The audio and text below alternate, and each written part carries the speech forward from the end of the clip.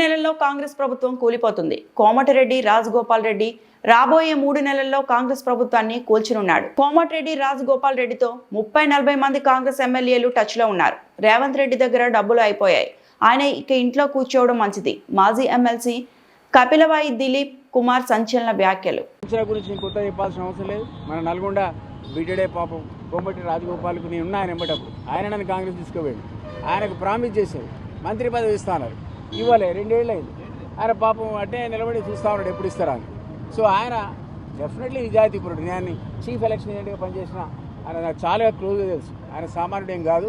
నాకు తెలిసి 3 నెలల లోపల కాంగ్రెస్ ప్రభుత్వానికి కూలదూస్తాడు. ఆయన ఖచ్చితంగా కూలిపోతుంది కాంగ్రెస్ ప్రభుత్వం. ఆయనతో పాటు 30-40 మంది ఎమ్మెల్యేలు నాకు తెలిసిన వాళ్ళే ఆయనకి టచ్లో ఉన్నారు. కాబట్టి పాపం రేవంత్ రెడ్డి గారు ఏమి ఇంకా కంగారు పడాల్సిన అవసరం లేదు. ఎట్లా పైసలు లేవు, ఆయన ఏం చేయలేంది లేదు, మనకే చెప్పాడు. ఇట్లా పండుకునేది బెటర్.